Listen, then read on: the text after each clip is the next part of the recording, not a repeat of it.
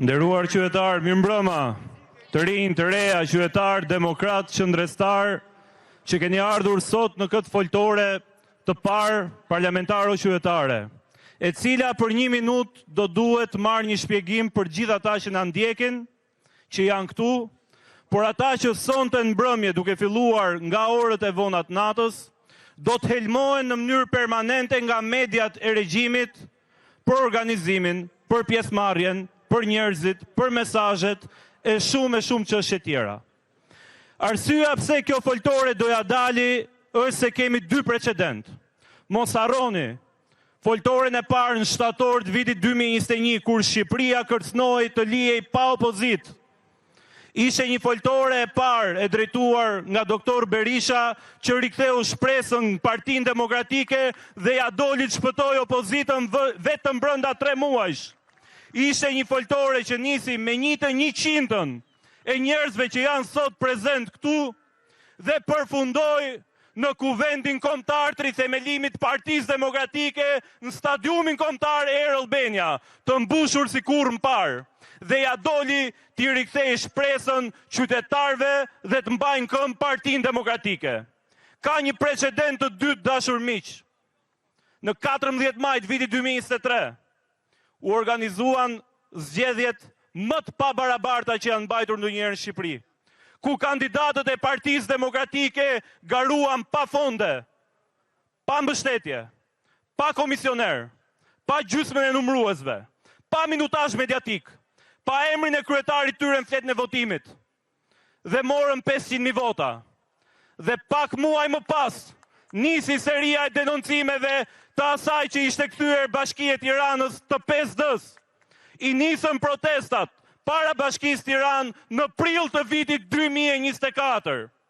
Për 44 javë, në shi, në diell, më pak se 1/10 atyre që jemi sonte këtu, kemi protestuar, jemi anatemuar, jemi përbaltur, jemi goditur, na kanë quajtur të shitur.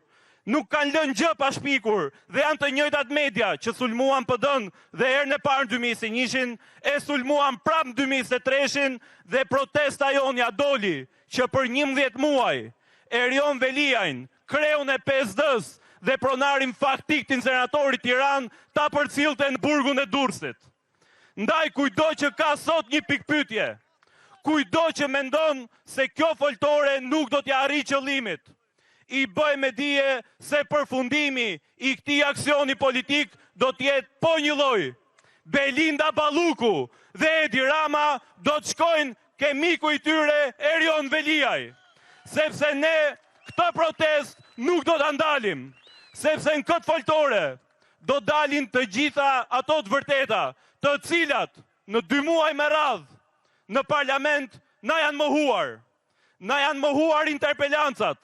Është mohuar mocioni me debat dhe për çfarë do thoni ju? Për mungesën e ilaçeve ke onkologjiku. Janë mohuar komisionet hetimore. I është mohuar e drejta për të folur deputetëve të opozitës. Është vendosur një rekord i paprecedent, ku është përjashtuar kreu i Partisë Demokratike, doktor Berisha, për një deklaratë të dhënë jashtë ambientit parlamentit. Dhe askush nuk ka folur, as nga ndërkombëtarët, dhe as nga këto mediat që çdo natë na tregojnë se qeverisë keq PD-ja, se vjedh shumë Edi Rama ka 12 vite. Ndaj dashur miq, unë në radh parë falenderoj çdo që ka ardhur sot në këtë protestë, të thritur në kohë rekord. Dhe ju japim fjalën që një lloj, siç nuk jemi të rrequr në kauzën e Bashkisë Tiranë, një lloj si faktuam para çdo qytetari Tiranës, atë çka kishim vite që e denonconim. Ato që ka e denonconim në media dhe na quanin gënjeshtar, na padisnin në përgjykata për shpifje, na linçonin çdo ditë në media, sërish me këtë aksion ne do të faktojmë jo vetëm vjedhjen monstruoze në tunelin e Palloshit të Belinda Ballukut dhe Palloshit Edi Rama, por do të faktojmë vjedhjen e përditshme dhe permanente që i bëhet çdo qytetari shqiptar.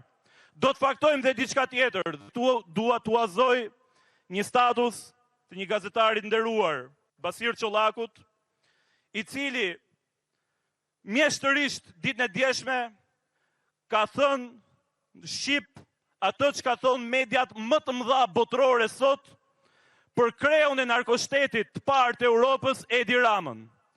Edi Rama para pak ditësh u shpreh se Shqipëria sot ka njohur stadin më të lartë të marrëdhënieve me Bashkimin Evropian dhe me ndërkombëtarët. E ndërkohë për t'ia kujtuar Edi Ramës dhe të gjithëve që paguan ai në media, analist, kudo që linçojnë dhe problemin e kërkojnë vetëm kjo opozita, mjafton t'i themi se mediat ndërkombëtare më prestigjioze si Arte, Blast, Bloomberg, Domani, El País, El Mundo, Follow the Money, Huffington Post, Infobay, Inside Over, Inside Crime, Irpi Media, La Press, La Via Libera, Milano Today, Nova Radio, New York Times, Osservatorio Balkani, Radio France, International, Rai 3, The Sun, Politico, Washington Examiner dhe Washington Post e pasqyrojnë Shqipërinë si narkoshtetin e parë të Europës. Të dashur demokrat qendrestar, i keni dhënë provat se jeni idealistët e fundit mbetur në këtë vend, po i keni dhënë provat se shpëtuat një herë opozitën dhe bashk do shpëtojmë Shqipërinë nga kjo e keqe e madhe që quhet Edi Rama dhe Belinda Balluku. Ndaj unë ju ftoj çdo javë të vim së bashku këtu për të thënë vërtetat e mëdha që nuk kanë kurajo, as njerëzit e kapur, as politikanët e kapur, as mediat e kapura. Faleminderit gjithëve dhe do shihemi në protestën e radhës. Fitore, fitore, fitore!